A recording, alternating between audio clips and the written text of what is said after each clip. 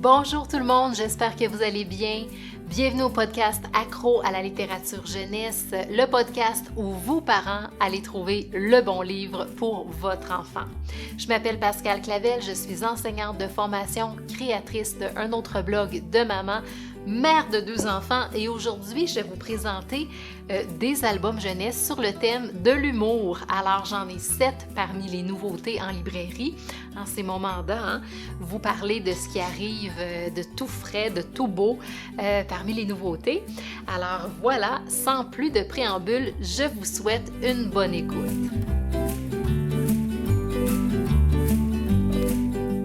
Bonjour les accros, j'espère que vous allez bien.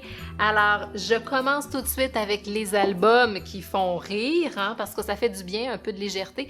C'est souvent une question que l'on nous pose dans notre groupe Facebook Accro à la littérature jeunesse. Pascal, est-ce que tu as des livres drôles à nous partager? Puis là, on s'entend, là, des livres drôles. C'est pas nécessairement des livres où on va toujours se rouler par terre, où on va pleurer de rire, où on va se taper la cuisse en essayant de reprendre notre souffle, où on est vraiment plus capable. Il y en a très peu des livres qui ont cet effet-là. Si je peux en citer un, là, moi, c'est toujours Tempête dans la savane de Michael Escoffier. À chaque fois, là, je ris aux larmes, je suis crampée, mais ça n'arrive pas souvent.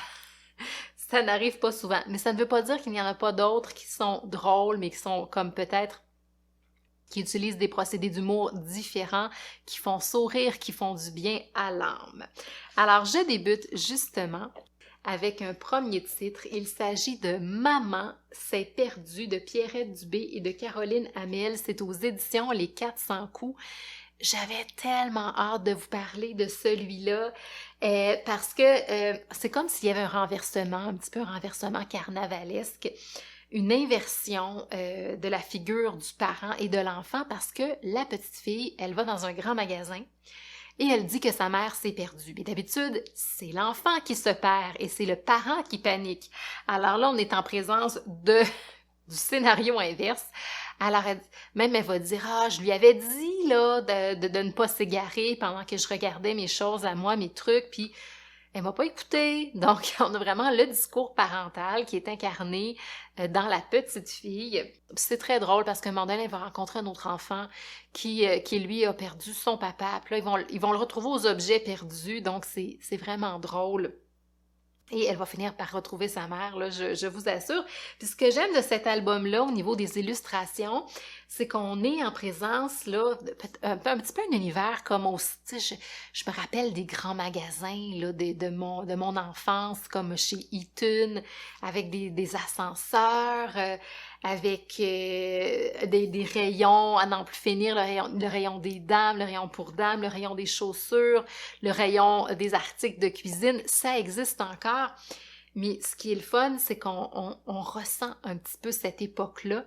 Puis il y a aussi des parcelles, je vous dirais, dans les illustrations de vieux catalogues ou des imitations de vieux catalogues de l'époque. Je vous dirais là, années 60, si je ne m'abuse, donc c'est vraiment super le fun. Ça fait une lecture qui est très intéressante à ce niveau aussi. J'ai aussi succombé pour le guide des grands-mamans pour les petits de Jane Clark et Lucy Fleming aux éditions Scolastiques. C'est drôle parce qu'on va approcher un petit peu la grand-maman comme si c'était une créature étrange, un animal de compagnie qu'il faut apprivoiser. Ça va être une liste de conseils qu'on va donner à l'enfant. Le narrateur donne une liste de conseils à l'enfant pour bien traiter sa grand-mère, savoir comment réagir dans telle ou telle situation.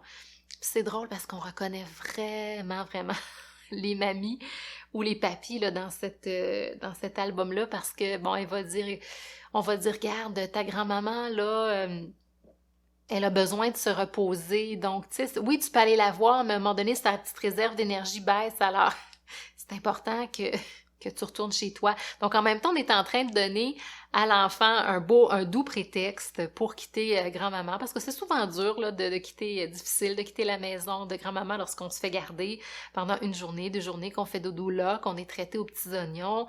Puis, il y a même une illustration qui est divine, c'est des illustrations plein de petits détails.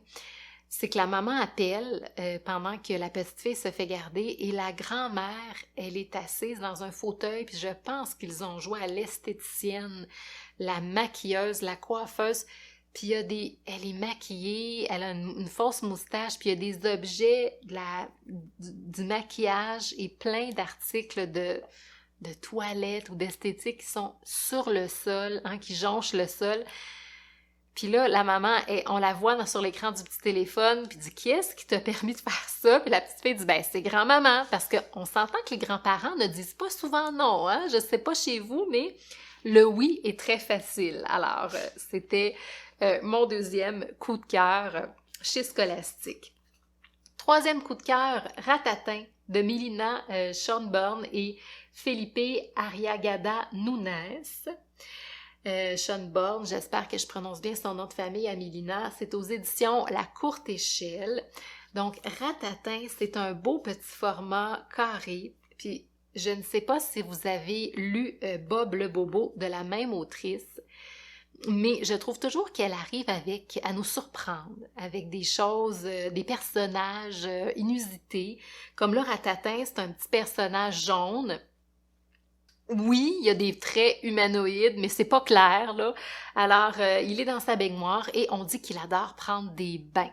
Donc, il adore prendre des bains le matin, le midi, le soir et même la nuit. Donc, ce qui est intéressant, c'est qu'on voit le petit bonhomme qui est en train de manger son spaghetti dans la baignoire, qui mange son sandwich le midi, et tout ça parce qu'il adore avoir la peau ratatinée. Donc, petit plaisir de l'enfance, avoir des plis sur les petits doigts lorsqu'on reste longtemps dans l'eau. Alors, évidemment, il y a toute une réflexion aussi sur l'écologie, les ressources, comme quoi il faut préserver l'eau, il ne faut pas la gaspiller, puis lui, il la gaspille abondamment. Là. Donc, les habitants du village, à un moment donné, sont tannés parce qu'ils vont manquer d'eau. Hein. Donc, on va apprendre aussi à quoi sert l'eau, parce que là, les habitants ne peuvent plus laver leur vaisselle, ils ne peuvent plus donner de l'eau aux animaux, ils ne peuvent plus faire pousser leur récolte. Alors, on a toute cette réflexion-là à hauteur d'enfant qui est très, très bien faite dans Ratatin.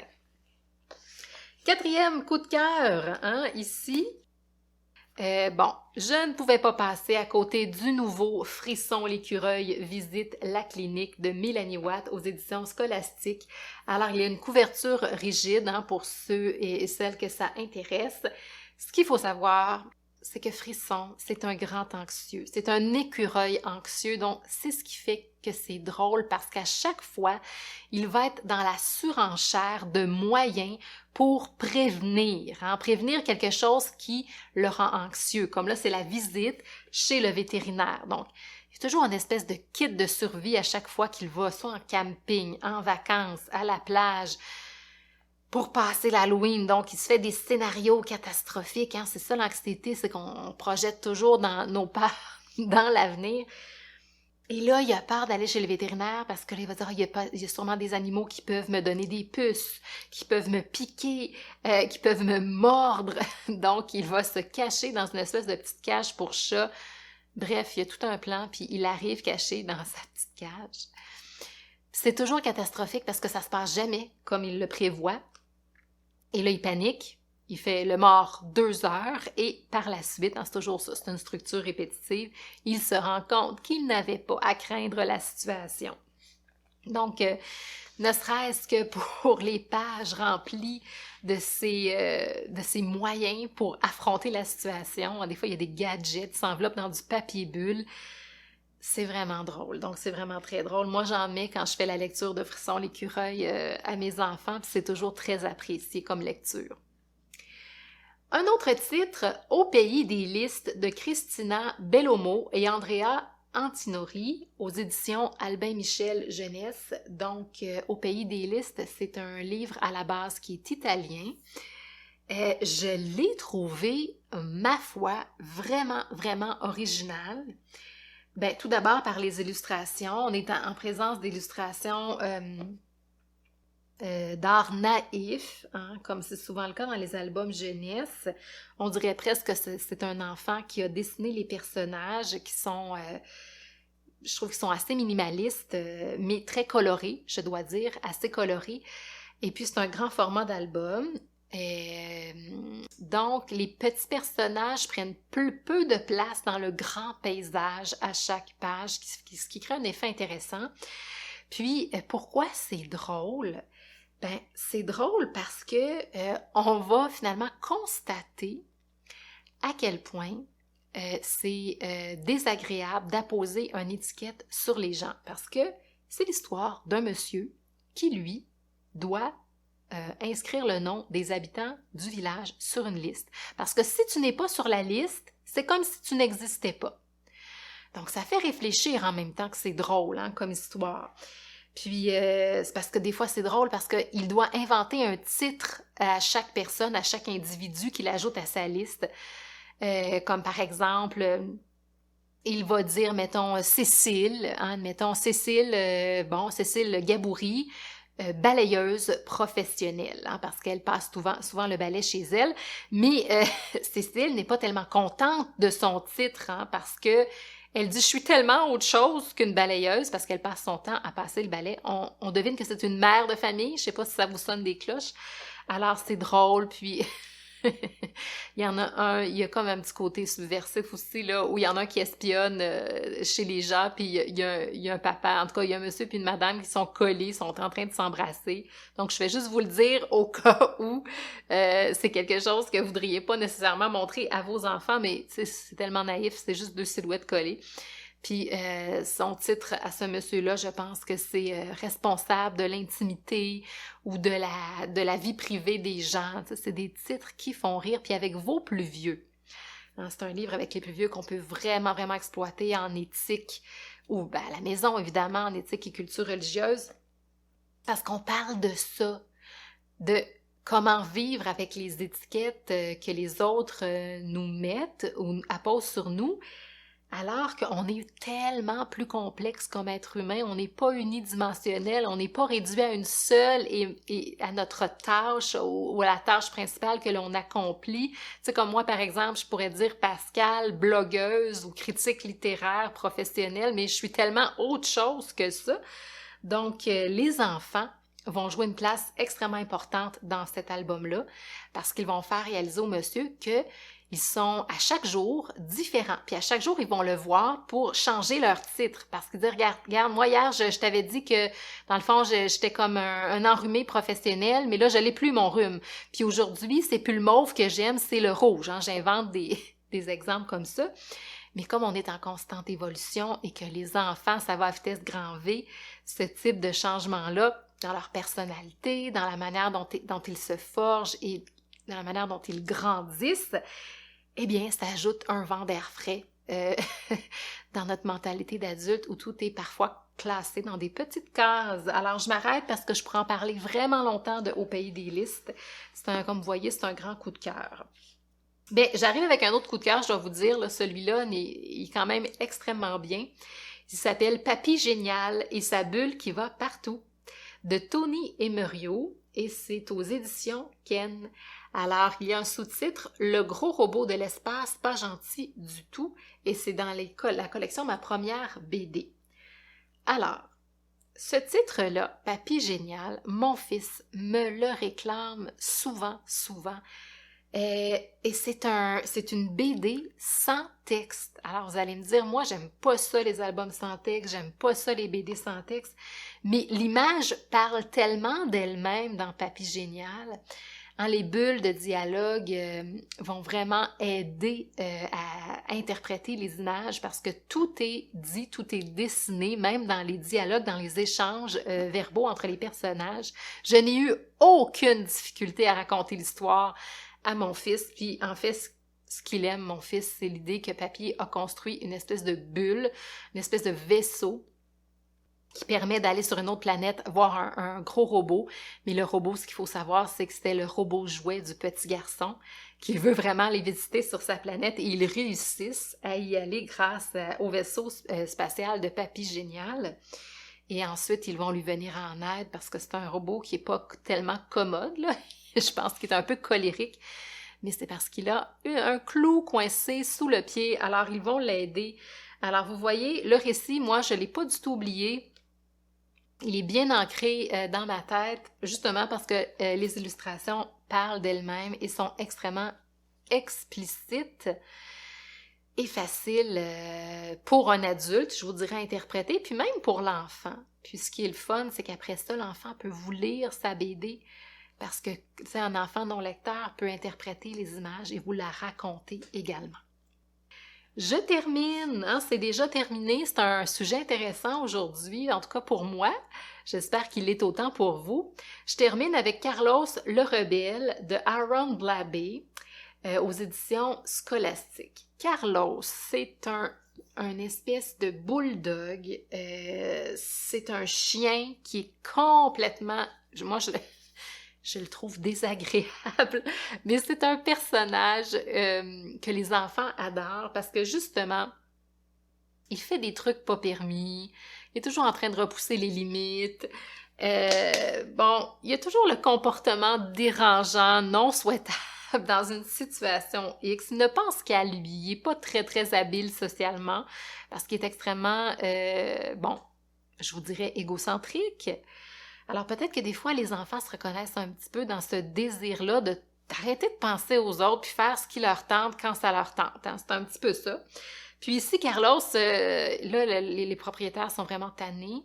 Ils vont l'envoyer à une école de dressage. Et puis le personnage, c'est de style très caricatural, là, les personnages dans Carlos.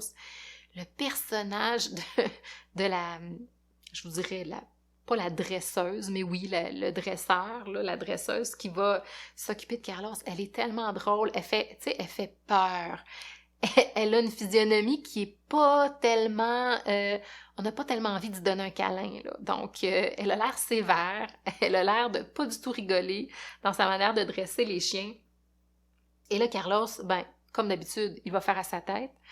Il va créer une espèce d'émeute parmi les autres chiens et il va se sauver. Mais dans tout ce chaos-là, il va tomber en bas d'une falaise et il va avoir un accident sévère qui, paraît-il, l'aurait ramené sur la bonne voie, aurait changé sa personnalité.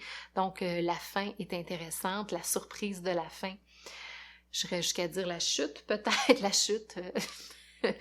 la fin surprenante, suite à la vraie chute de Carlos, nous présente un Carlos nouveau, qui a vraiment une attitude différente envers la vie et qui offre des fleurs à un autre chien, qui est un petit peu plus bienveillant, empathique. Alors on va le souhaiter qu'il va rester. Si vous avez apprécié cet épisode, je vous invite à vous abonner à votre plateforme d'écoute préférée. On est présent sur Spotify, Apple, Google Podcast, Amazon. Vous pouvez aussi trouver tous les épisodes de mon podcast sur mon site internet unautre blog de maman.com et je vous dis à la prochaine.